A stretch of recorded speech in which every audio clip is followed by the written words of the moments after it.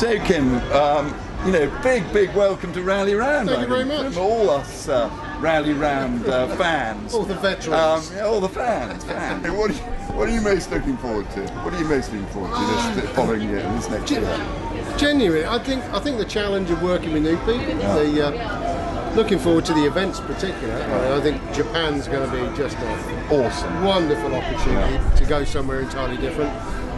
Paris, Prague, great event, another Fred Bent extravaganza. Having already been out on the first recce for that, I think that will be great. And I'm particularly looking forward to a very personal one, is the Odyssey, Italy. Yeah.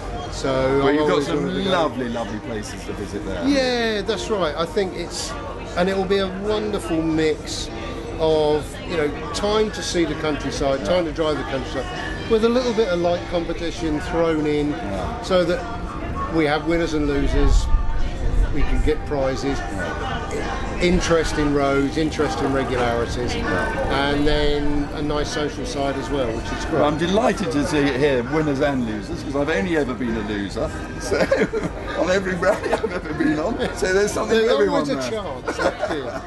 We always drive in hope, don't we? We drive in hope. Any Lagonda driver knows that. So, how tough are the rallies going to be?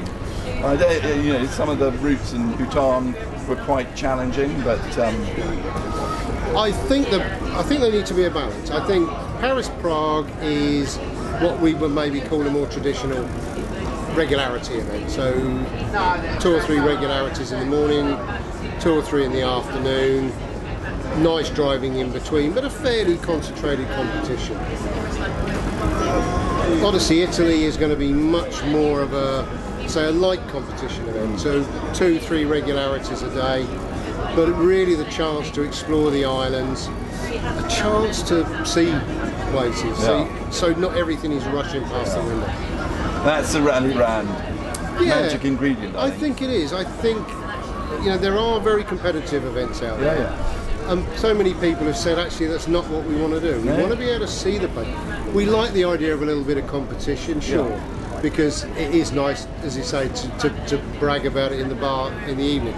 But we want it to be comfortable, easy, safe, and most of all, enjoyable. And I think particularly if you've got, say, husband and wife teams, then we want to be working on it and making sure that the wives get as much out of the event as possible, because if not, the husbands go flashing around on the roads and think that's an absolutely wonderful idea. The poor old wives are frightened to death.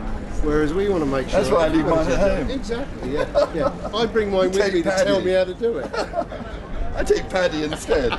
We leave our wives at home. That's not a suggestion, by the way.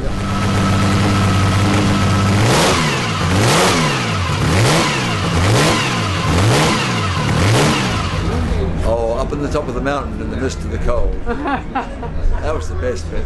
The one on the picture behind the truck, by the truck. That was excellent. That was good. That was a good bit. But probably, to be realistic, was this amazing thing where I just pulled up outside the hotel at Lake Constance, was it? And standing on the street was this friend of mine, Hayden Burville's brother, Brett. He was just there. And I could tell it was Brett because I never met him in my life, but it was a spitting image of his brother. So I said hi, and I'd lent him my car in England to take to Europe to go sailing. I had no idea where he was going sailing, and he was on Lake Constance, and he was there with my car. Waiting for him. And my battery was flat, so he went and got my car and charged the battery up on the Alpha. He couldn't make it up. The best part of the Bhutan rally for me was when we actually split into 2. One half of the rally went south on just the most extraordinary, stunning roads I've ever driven on in my life, and I think any of us have driven. You know, there were 1,500 metre drops straight off the side of the road, and it was just magical. The weather was fantastic. All the cars ran well, and we just had the most fantastic 2 days driving that I've ever had anywhere in the world, actually. A magical country, which I would urge anyone to go in, and if you can go in a classic car, all the better. The people, not just on the rally, but the people that the Bhutanese were just wonderful people. It was very spiritual in many ways, which sounds surprising for a rally, but it had a major impact on our lives. We thoroughly enjoyed it. Beautifully organised and great fun. Oh, dying to get to New Zealand, see my mum and go rallying with her again. She's fantastic fun, and she really does do the navigation. That's the interesting thing. People think that she's not going to be nodding off, not at all. She's reading the road book, pulling the trip, reading the road signs, all with no glasses, and never flags for a millisecond. Never stops being interested in what's happening outside the window, telling you what's going by, commenting on the whole world. So she's great fun to rally with, and so that would be great.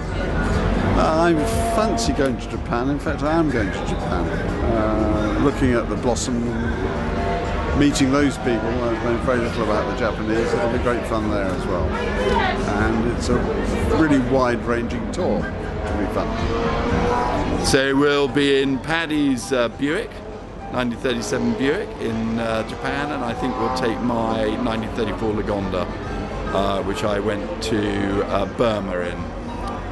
Which was another fabulous trip, a magical country, magical people, and just a brilliant rally. Again, I'd urge anyone with a classic car to take it to Myanmar.